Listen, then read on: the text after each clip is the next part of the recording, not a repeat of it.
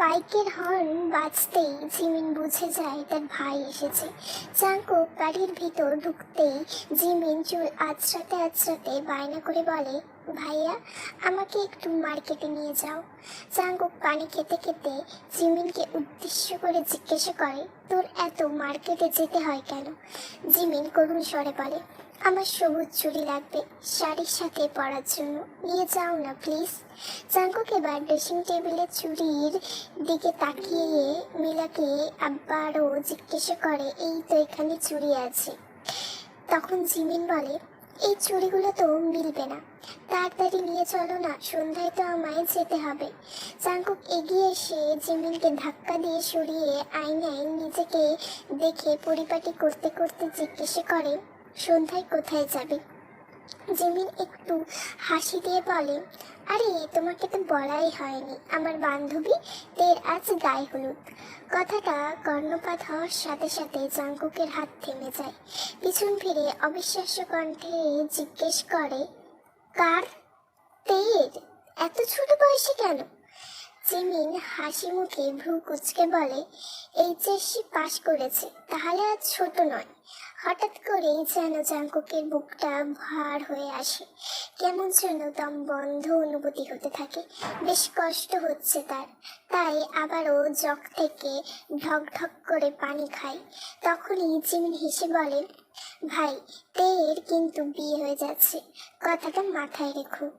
আচমকা এমন অপ্রতিশ্রিত কথা শুনে জাঙ্কুক চমকে জিমিনের দিকে তাকায়। তুই কিভাবে জানিস? জিমিন হাসতে হাসতে বলে, বারে, তের পর আমার সিরিয়াল, আর তা না বুঝিয়ে আমি জানবো না? জাঙ্কুক আর কিছু না বলে ঘর থেকে বের হয়ে যায়। পিছন থেকে জিমিন ডাকলেও আর ফিরে তাকায় না। বিকেলের ব্যস্ত রাস্তার ফুটপাত দিয়ে জাঙ্কুক একা একা হাঁটছে, আর তার মনে পড়ছে জিমিন তখন ক্লাস 7-এ ভর্তি হয়েছিল। তখন তাদের নিচতলায় একটি পরিবার ভাড়া আসে। সেই ভাড়াটিয়ার একটি মেয়ে ছিল, তে। মেয়েটি বেশ চুপচাপ ও ভদ্র ছিল। একদিন জাঙ্কুক বন্ধুদের সাথে আড্ডা দেওয়ার সময় দেখে তার বোন জিমিন আর তে স্কুল থেকে বাড়ি ফিরছে। তখন জাঙ্কুক তাদের দিকে সরু চোখে তাকিয়ে থাকে। সাদা স্কুল ড্রেস পরা মেয়েটিকে জাঙ্কুকের ভালো লাগে। মাসখানেক হলো, কিন্তু সে না মেয়েটির নাম জানতো আর না অন্য কিছু। সেদিন বাড়ি ফিরে জাঙ্কুক তার বোনের চুল টেনে ধরে গম্ভীর স্বরে জিজ্ঞাসা করে, কার সাথে আজ বাড়ি ফিরেছিস? সত্যি বল, আমি কিন্তু দেখেছি। জিমিন নিজের চুল ছাড়াতে মুচড়ি করতে করতে বলে, ভাইয়া সত্যি বলছি, আমি কোনো ছেলের সাথে আসিনি, ছাড়ো, আল্লাহ, ব্যথা পাচ্ছি। জাঙ্কুক আগের মতন ধরে রেখে আবারও জিজ্ঞেস করে, তাহলে কার সাথে এসেছিস বল? জিমিন আবারও বলে, আমি নিচতলায় তের সাথে এসেছি, এবার ছাড়ো। নিজের কাজ হয়ে যাওয়াতে সে এবার তাকে ছেড়ে দেয়। ওই ভাড়াটিয়া মেয়েটিতে, সেও কি তার সাথে পড়ে? জিমিন গুমরা মুখ করে বলে, হ্যাঁ। তারপর সে চুলে হাত বুলাতে বুলাতে মায়ের কাছে চলে যায়। তার কিছুদিন পর থেকে জিমিনকে দেখতো তের কাছে যেতে, গ্রুপ স্টাডি করতে। তারপর একদিন রাতের খাওয়ার সময় জাঙ্কুক কথার ছলে মাকে উদ্দেশ্য করে বলে, আম্মু, আমাদের মেয়ে গ্রুপ স্টাডি করতে অন্যদের বাড়ি যায় কেন সবসময়? মাঝে মাঝে তো বাড়িতেও ওদের নিয়ে আসতে পারে নাকি? বড় হচ্ছে, বোঝো না? মা কিছু বলার আগেই পাশ থেকে জিমিন উচ্চ কণ্ঠে জিজ্ঞাসা করে, সত্যি ভাইয়া, সত্যি নিয়ে আসবো, কিছু বলবে না তো? তখন জাঙ্কুক বেশ স্বাভাবিকভাবেই, আমি কেন কিছু বলতে যাব? ভাইয়ের কথায় জিমিন খুশি হয়ে মায়ের দিকে তাকালে তিনিও রাজি হয়। তারপর দিন থেকে মাঝে মাঝে পাড়ার আরো কিছু মেয়ে সহতেকে নিয়ে আসি তাদের বাসায় পড়ালেখা করার জন্য। আর সেই সুযোগে জাঙ্কুক প্রায় নানান বাহানায় তেকে দেখতো। যেমন মাঝে মাঝে জিমিনকে ডেকে বলতো পানি দিতে, আবার মাঝে মধ্যে কিছু লাগবে কিনা বা তার কিছু হয়েছে কিনা এসবও জিজ্ঞাসা করতো। যদিও এসব একটি বাহানা মাত্র ছিল, আসলে তো সে তেকে দেখতে যেত। সে এক পলক তেকে দেখলেও তের কখনো তার দিকে তাকায়নি। এটি খুব ভাবনার বিষয়। কিন্তু চাঙ্কুক সবসময় তেকে লুকিয়ে লুকিয়ে দেখলেও সামনে পড়লে সবসময় এড়িয়ে চলে যেত, যেন না বুঝে তার মনের কথা। ভাবতো একটু বড় হোক, তখন জানাবো।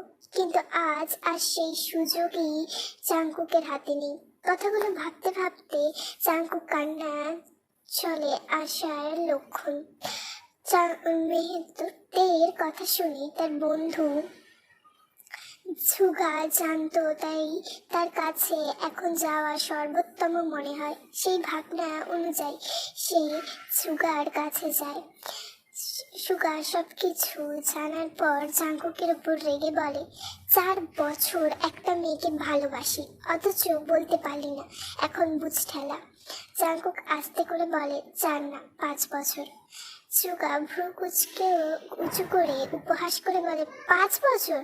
ও, গর্ব হচ্ছে তাই না? জাঙ্কুক মাথাটা নিচু রেখে আস্তে করে বলে, ভেবেছিলাম MBBS ফাইনাল দিয়ে জানাবো। আমার জীবনে প্রথম ভালোবাসা ছিল তে, কিন্তু এখন তো সব শেষ। কথাটা বলেই জাঙ্কুক দীর্ঘ একটা নিঃশ্বাস ফেলল, আর সেই নিঃশ্বাসের সাথে বের হয়ে আসে জাঙ্কুকের মনের গভীর থেকে অন্যতম একটা কষ্ট। চোখ দুটি কষ্টে চিকচিক করে ওঠে। সুগা এবার জাঙ্কুকের প্রতি মায়া হয়, তাই কাঁধে হাত রেখে সান্ত্বনা দিয়ে বলে, মন খারাপ করিস না, তোকে দেখে এখন তো আমারও খারাপ লাগছে।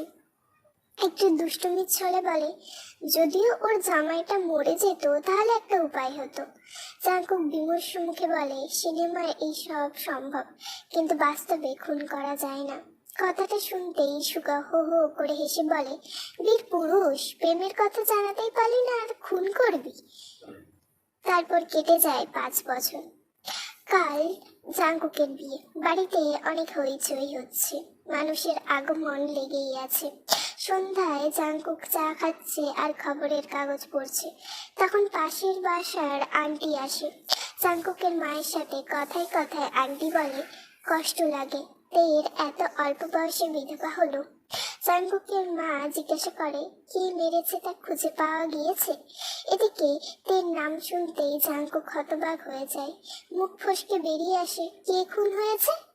আন্টি জাঙ্কুকের দিকে তাকিয়ে বলে, আরে মনে নেই তোমাদের বাসায় যে ভাড়া থাকতো তে, ওর হাসবেন্ড। জাঙ্কুক আবারও জিজ্ঞাসা করে, কখন, কিভাবে খুন হয়েছে? তখন পাশ থেকে তার মা বলে, আরে খবরে শুনিসনি সজীব খুনের মামলার কথা? জাঙ্কুক জীবন্ত পুতুলের মতো মাথা নেড়ে বলে, হ্যাঁ, তার মানে সজীব মেহুনুরের হাজবেন্ড ছিল? জাঙ্কুকের মা বলে, হ্যাঁ, আজ 4 মাস হয়ে গেল, এখনো খুনির খোঁজ পাওয়া যায়নি। জাঙ্কুকের বুকের ভিতর যেন বরফের ন্যায় জমে আছে। সে আর কি বলবে তা না বুঝতে পেরে রুম থেকে চলে গিয়ে তার নিজের রুমে চলে যায়। তারপর সেখানে গিয়ে পায়চারি করতে থাকে। তারপর হঠাৎ করে সুগার কথা মনে হয়, তাই সে সুগাকে ফোন দেয়। কিছুক্ষণ রিং হওয়ার পর সুগা কল উঠায়ে রিসিভ করে, আর সাথে সাথেই জাঙ্কুক ক্ষিপ্ত কণ্ঠে বলে, আপন মানুষ যখন বুকে ছুরি মারে তখন খুব ব্যথা লাগে, জানিস তো সুগা? আচমকা এমন কথায় সুগা ভড়কে যায়। কে, কাকে ছুরি মেরেছে? জাঙ্কুক আগের চেয়েও রাগী কণ্ঠে বলে, তুই শালা বেঈমান, তুই কিভাবে পারলি আমার সাথে এমনটা করতে?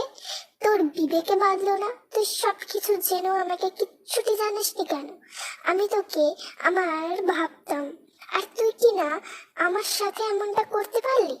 সুগা বুঝে উঠতে পারে না যে জাঙ্কুক কিসের কথা বলছে, তাই সে জিজ্ঞাসা করে, আমি আবার কি করলাম?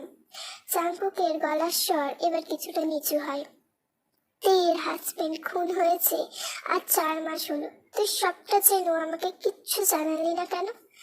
সুগা কিছুক্ষণ চুপ থেকে বলে, তুই এককালে তেকে ভালোবাসতি, তাই ভাবলাম খবরটা জানালে কষ্ট পাবি।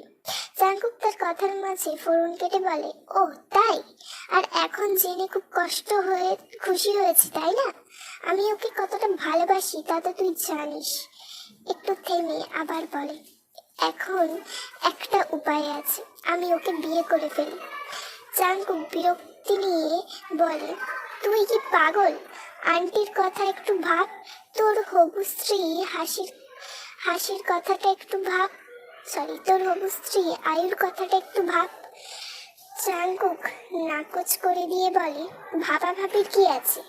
সুগা এবার শান্ত স্বরে জাঙ্কুককে বোঝানোর চেষ্টা করে। জাঙ্কুক, এখন যদি এমনটা করিস তাহলে তে ভাববে তুই ওর স্বামীকে খুন করেছিস। জাঙ্কুক অবাক কণ্ঠে বলে, কিন্তু আমি তো কিছুই করিনি। সুগা বলে, হ্যাঁ তুই কিছু করিসনি, কিন্তু এখন তো খুনিকে তা বের হয়নি, আর এখন যদি তুই বিয়ের কথা বলিস তাহলে সবাই এমনটাই ভাববে, আর তে তোকে বিয়ে করতে চায় কিনা সেটাও তো দেখতে হবে। তাই বলি কি, যার সাথে বিয়ে ঠিক হয়েছে তাকে বিয়ে কর। একটু আগে দেখলাম তোর হবু স্ত্রী ফেসবুকে গায়ে হলুদের ছবি পোস্ট করেছে, আমি সেটাতে রিয়াক্টও দিয়ে এসেছি। একটু থেমে আবার বলে, এই যে জাঙ্কুক, আপনার হবু স্ত্রী হার্টের ডাক্তার না? আপনি যে এই হার্ট দিয়ে এত আবেগ, ভালোবাসা, প্রেম, মমত্ব দেখাচ্ছেন, উনি কিন্তু আপনার সেই হার্ট কেটে অন্যজনকে দিয়ে দেবে। তাই যা হবার হতে দে, নিয়তিকে যা লেখা আছে তাই হবে। জাঙ্কুক চুপ করে রাকিবের কথা শুনে আর গম্ভীর কণ্ঠে জিজ্ঞাসা করে, কিন্তু তুই তো জানিস আমি কতটা ভালোবাসি ওকে, এখন আমি কি করব? সুগা হো হো করে হেসে বলে, হাসানোর একটা গান আছে না, কেন মনকে বুঝাতে পারি না যে যার ফিরে আসে না, এই গানটা গাইতে গাইতে বিয়ে করতে চলে যায়। আর তারপরও যদি তোর তের জন্য কষ্ট হয় তাহলে আমি দেশে ফিরে তোর বদলে আমি ওকে বিয়েটা করে ফেলবো। মাউন্ট করিস না, একটু ফোন করলাম, আচ্ছা আমার ডিউটি আছে, এখন রাখি। এই বলে সুগা ফোনটা কেটে দেয়। জাঙ্কুকের মাথা কাজ করছে না, তার মাথায় শুধু একটাই কথা চলছে, যে যদি সে এখন বিয়ে থেকে পালিয়ে যায় তাহলে পরে এসে থেকে বিয়ে করা যাবে। যেই ভাবনা সেই কাজ। তখনই সে বাড়ি থেকে বের হয়ে স্টেশনে যায় চট্টগ্রামের ট্রেনের টিকিট কিনে আনার জন্য। কিন্তু সারা রাত সুগার কথাটাই ভাবে, সত্যি যদি তেকে এখন খুনি ভাবে তাহলে কি হবে। আবার এটাও মনে প্রশ্ন জেগে যে তে কি তাকে বিয়ে করতে চাইবে। হঠাৎ তার মনে আরেকটি প্রশ্ন জাগে, আচ্ছা ওর হাজবেন্ডকে কে মেরেছে? আমার মতো কোনো হতভাগা নয় তো? পরক্ষণে আবার নিজের প্রশ্নের উত্তর সে নিজেই দেয়, হলেও হতে পারে। তের তো আর কম সুন্দরী ছিল না, যে দেখবে সেই ঘায়েল হতে বাধ্য। সারা রাত পার হয়ে ঘড়িতে এখন ভোর 6টা বাজে, সত্যিটাই ট্রেন ছেড়ে দেবে। জাঙ্কুক ঘড়ির দিকে তাকিয়ে আবার খোলা আকাশের দিকে তাকিয়ে খালি রাস্তার দিকে তাকায়। কি করবে তার চূড়ান্ত সিদ্ধান্ত এখনো সে নিতে পারছে না।